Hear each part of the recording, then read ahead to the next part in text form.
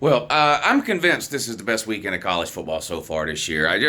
Unbelievable games. I mean, you've got literally some of everything and a lot of some things. Uh, Sorry. Three games this weekend featuring undefeated, highly ranked teams against each other. Two in the top 10, and then you got TCU at Oklahoma State. Now, I've already talked about the Alabama Tennessee game. You can check back a video or two if you want to see that prediction. And Penn State and Michigan. There's a third one, though. We're going to talk about that one in this video. And I've got a list of games here. Copious notes in that. I've got a list of games here I want to talk about. And this isn't even all of them. There's a ton of great games this weekend. But let's start with the other matchup of two undefeated, highly ranked teams. This one courtesy of the Big 12. Oklahoma State on the road at TCU, 3:30 on ABC. Of course, both these teams undefeated. The only two undefeated teams left right in the Big 12. Kansas lost last week. Oklahoma, of course, circling the drain. Texas toted 2 L's already. But they might be the best team in the Big 12 with Quinn Ewers. I don't know. It's going to be interesting down the stretch in the Big 12. But this game's going to go a long way. Now, this will not eliminate either team from either the Big 12 title or the playoffs, in my opinion. I think it's possible with as good and well-rounded and tightly packed as the Big 12 is this year, you might get a one-loss Big 12 champion into the playoff. I think it's a very strong possibility of that. So neither team, I don't think, really actual season over if they lose here, but it puts your back against the wall if you lose this one here. Pretty much every game, whoever loses this game, every game they play the rest of the season is basically a playoff game at that point. TCU's a 4-point home favorite in this one. Quarterback battle? I don't know if that's the right word, but two really good quarterbacks here. Max Duggan, is that his name, for TCU, and Spencer Sanders for Oklahoma State. I was very impressed with Spencer Sanders the first few weeks of the season. I'm still impressed with him now. But having watched TCU play a lot the last 2 weeks, I watched a lot of the TCU game both the last weeks. That Max Duggan is no joke, and he might be better than Spencer Sanders. Or at least he might be playing better right now than Spencer Sanders is for Oklahoma State. Two really good quarterbacks playing at a high level here. 4-point favorite, that's basically just home field advantage. I mean, they usually give you anywhere from 2 to 3, sometimes 4 points just for home field, depending on kind of the the reputation you have and your crowd has and things like that. So they're basically telling you these two teams are pretty even. I've got to go with TCU to win this game, and I think they cover the 4. I think TCU might win this game somewhere 7 to 14, 10 to 14 points, something like that. Couple of things to watch for in this game. Heading into the season, a lot of people talked about the Oklahoma State defense. How good would it be? How much of a step back would it take? They lost a lot of talent. They had a great defense last year, top 5 defense last year in all of college football. But they lost some of that talent to the draft and to the NFL. And, of course, they lost their defensive coordinator, Jim Knowles, to Ohio State.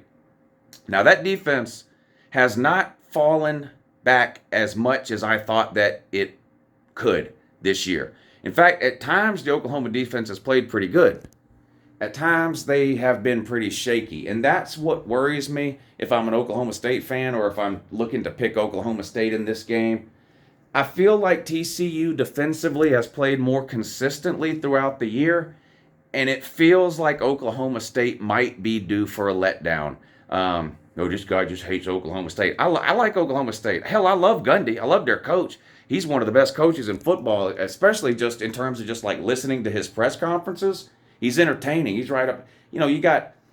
When you watch coach press conferences, most of the time, if they talk for 10 minutes, they don't say anything at all. This coach speak. They don't really answer questions. They talk in circles.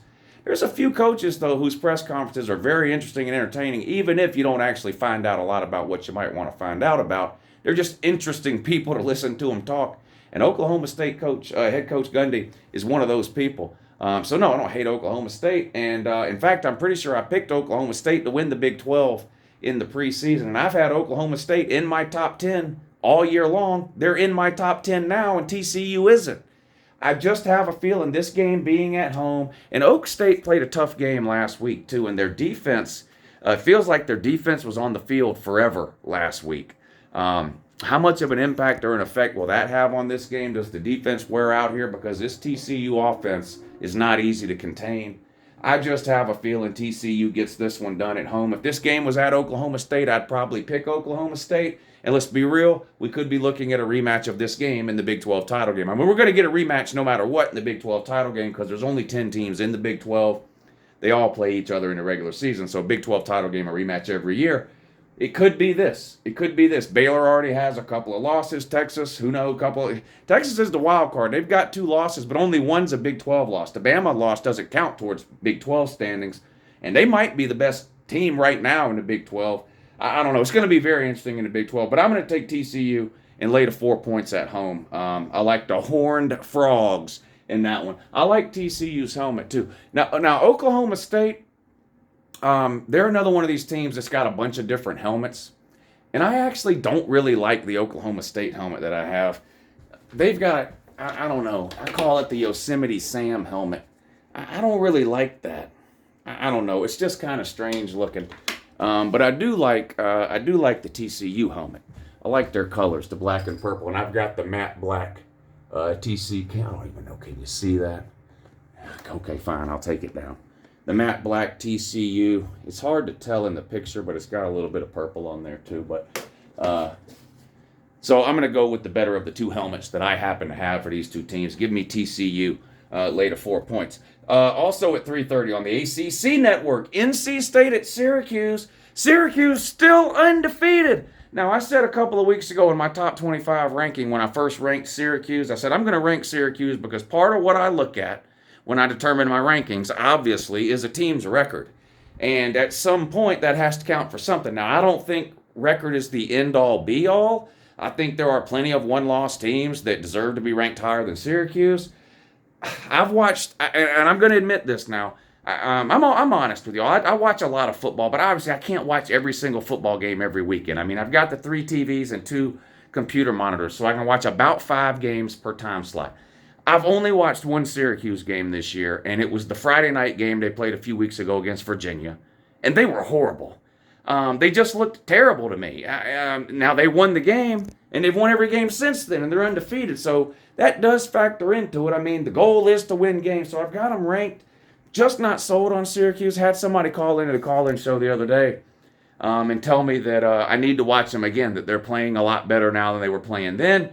And the caller picked Syracuse to beat NC State this weekend. So I promised the caller, and caller, if you're watching, I'm pretty sure that you are, I am going to watch this game, 3:30 on Saturday, along with whatever other games I choose to watch in the afternoon. So I'm going to watch it. I told you I would.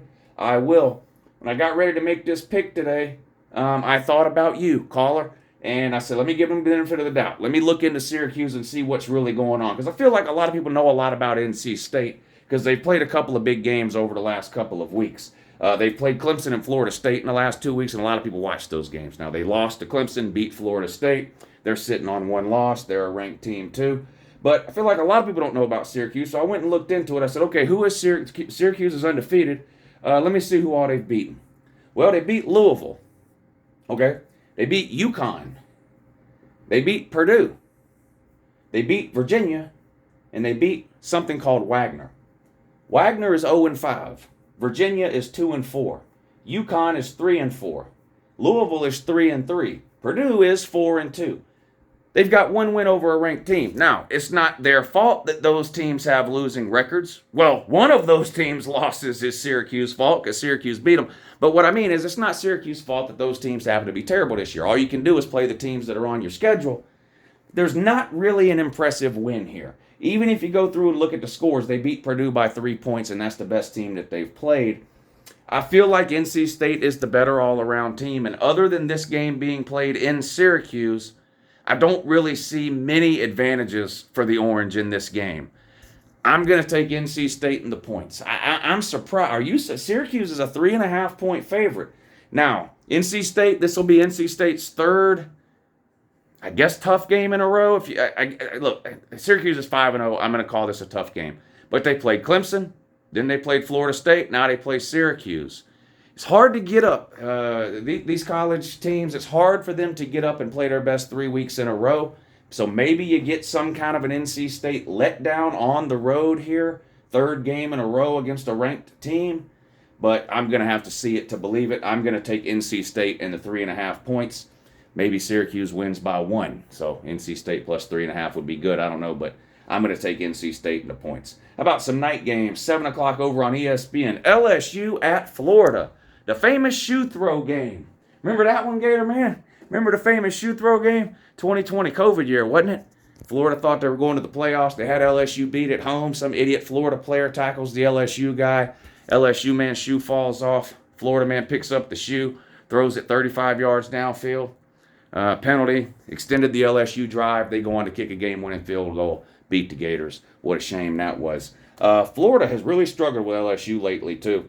LSU is 9-3 against the Gators since 2010. Florida hasn't won this game since 2018.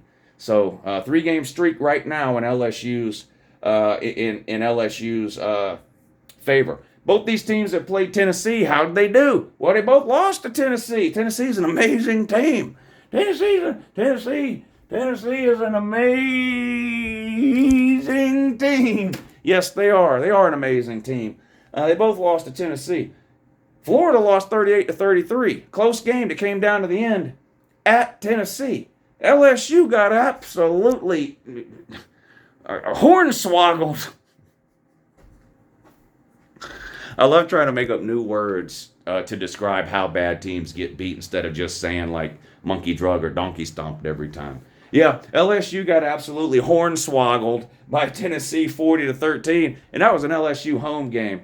I've just been unimpressed with LSU outside of one game this year, the Mississippi State game. Outside of that game, LSU just has not looked impressive. They seem disjointed offensively. Defensively, they're not nearly... I don't know if it's a talent issue. I don't know if it's a coaching issue, a culture issue, a lot of changes going on with Brian Kelly being there. I don't know what it is. But this is about to be the third year in a row that LSU has extremely underwhelmed, I think. When this season is over and you look at their record, it's not going to be what an LSU record should be given the way they recruit and things like that.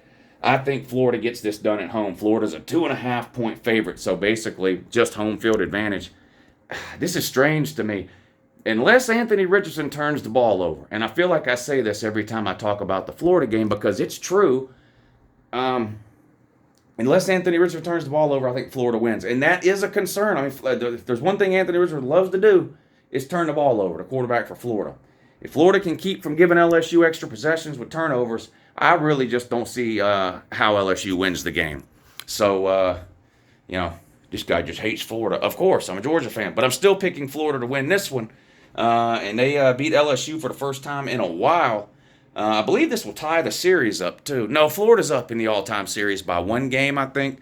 It's like Florida's won 33, LSU's won 32. It's real close all-time between these two. I like the Gators at home, at night. Anthony Richardson, don't turn the ball over, son. Florida minus 2.5. Give me that. What about Clemson on the road at FSU, 7:30 on ABC? This is another strange line. Clemson's only favored by 3.5. This is one of those lines where you look at it and you go, wait a minute. What does Vegas know that I don't know? Is this some kind of a trap? Well, sign me up.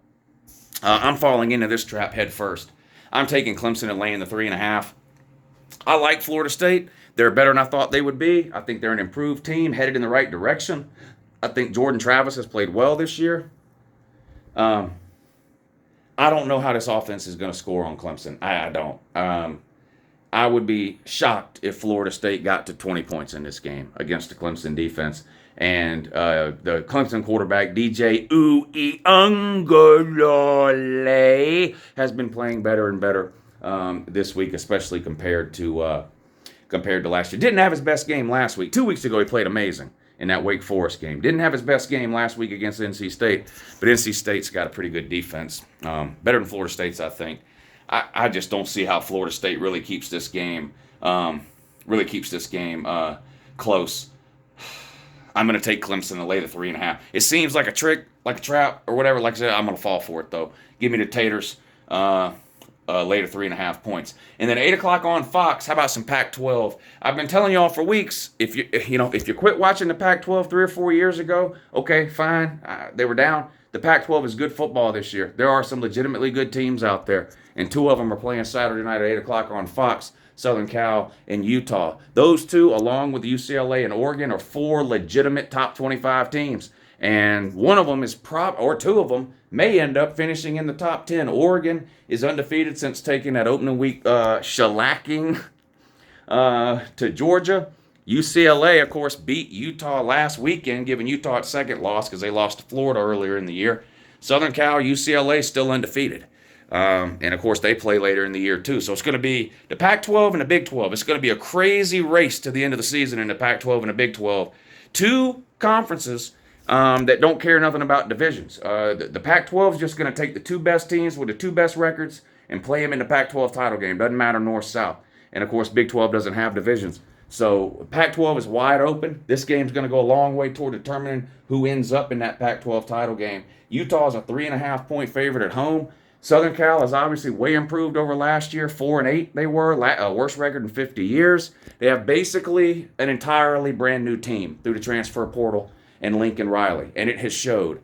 And what's amazing is that, yes, the offense has been good. That's not much of a surprise. You bring Lincoln Riley in with quarterback Caleb Williams, two of the best wide receivers in the country with Mario Williams and Jordan Addison. The transfer running back from Oregon, Travis Dye. They had two running backs go over 100 yards in the same game a couple of weeks ago, so none of that surprising. The offense is good. They lead the country in turnover margin on defense. This defense is just keeps creating takeaways game after game after game. Now, I don't think that that's something that is repeatable week after week after week after week after week after week. Now, a really good defense is going to finish way ahead in turnover margin at the end of the year, but the streak that USC's on is just unbelievable. And it just feels like they're due for that to be reversed maybe in a game, and maybe this might be it on the road at Utah, a team whose backs are absolutely against the wall now. They're probably already out of playoff consideration because they lost to Florida. So therefore that UCLA loss, even though that's their first Pac-12 loss, they now have two losses overall. But they're not out of the hunt for the Pac-12 title unless they lose this game, because then they're basically 2 games behind UCLA and Southern Cal because they lost to UCLA last week. This is a must-win game for Utah and quarterback Cam Rising. Great quarterback battle here. Sort of new kid on the block. Caleb Williams, I mean, he started last year, but new to the Pac-12, versus sort of the veteran of the Pac-12, right? Cameron Rising, who seems like he's been at Utah forever. I have a feeling Utah finds a way to get this done at home. Cameron Rising protects the ball. Utah won't turn it over at home. Southern Cal is going to lose a close one. Give me Utah late of 3.5 points. There you go. Some of the great games that are coming up this weekend. But West Virginia and Baylor play tonight. I didn't even talk about that. It feels like both these teams need a win, too. Baylor already sitting on a couple of losses. West Virginia on a couple of losses. Games in Morgantown can be a tough place to play.